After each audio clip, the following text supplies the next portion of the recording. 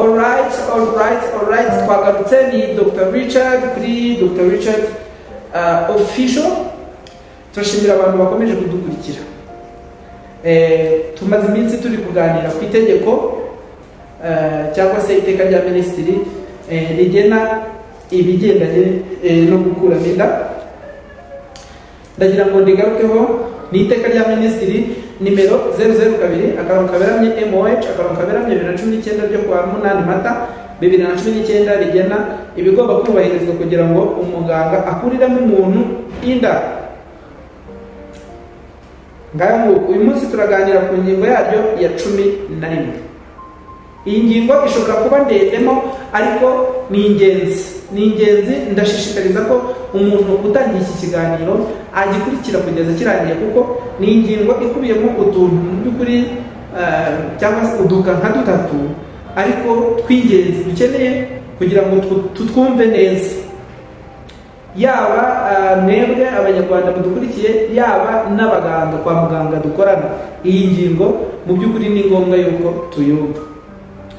Mbere yuko nkomeza rero ndagira ngo mbanze ntange offre kuri Dr. Richard official. Turifuza umuntu udufasha mu bigendanye no gutunganya amajwi n'amashusho, akaba ari mu rwego umuntu uzi neza yuko afite ubwo bushobozi ashobora kutwandikira akaduha nimero ye muri comment, nimero akoresha kuri WhatsApp. Hanyuma warangiza kuduha iyo nimero, twebwe tuzagukontakta, hanyuma tuganire n'ibikunda n'ibicamo, uze tuguhe offre kugira ngo dukomeze dukorane. Murakoze, reka dukomeze n'ingingo yacu. Ingingo ya 11 iravuga iti gukurirwamo inda ku mpamvu z'uko ibangamiye ubuzima bw'utwite cyangwa bw'umwana atwite. Turabizi muri ba bantu batanu twatangiye tuvuga bemerewe gukuramo inda, nuko harimo n'umuntu ufite ubuzima bubangamiwe n'inda atwite cyangwa se ubuzima bw'umwana atwite bukaba bubangamiwe mu buryo bumwe cyangwa ubundi.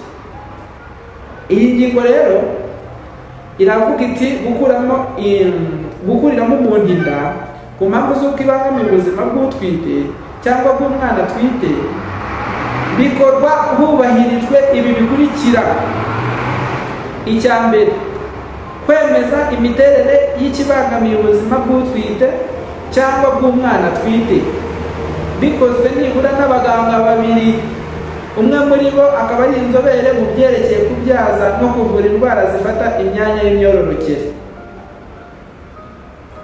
Ni ukuvuga ngo ntabwo umuganga umwe ashaka kuba yafata iki cyemezo, ntabwo abaganga abageneraliste babiri bashaka kuba bafata iki cyemezo.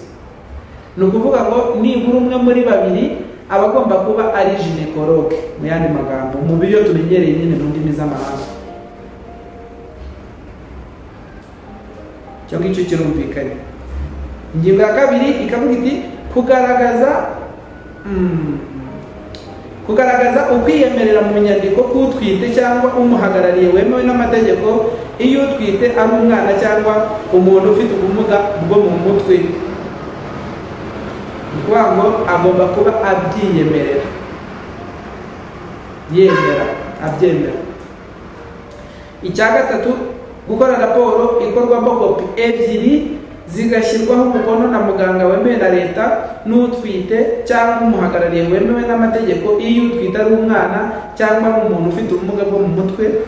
Kopi imwe igahabwa utwite cyangwa umuhagarariye wemewe n'amategeko, indi ikabikwa n'ikigo cy'ubuvuzi. Izo ni kopi za raporo zitangwa zikorwa igihe icyemezo cyo gukuramo inda cyafashwe ku mpamvu z'uko bigaragara ko iyo nda ishobora guteza ibibazo ubuzima bw'uyitwite cyangwa se bw'umwana. Ngayo nguko ndashimira abantu mukomeje kudukurikira. Amategeko yo tuzakomeza tuyagarukeho, ariko wenda nanababwira ni turi kugenda tugana ku musozo. Mu by'ukuri hasigayemo ingingo zitarenze ebyiri, ingingo ya 12 n'ingingo ya 13 tuzagarukaho mu biganiro byacu by'ubutaha. iki kiganiro cyabaye nk'ikijya kuba kirekireho ugereranyije n'ibindi twari tumaze iminsi dukora. Reka rero twihute kugira ngo tubahe umwanya mukomeze gukurikirana n'ibindi biganiro. Ibiganiro byacu nakagaruka naho gutaha. Murakoze cyane.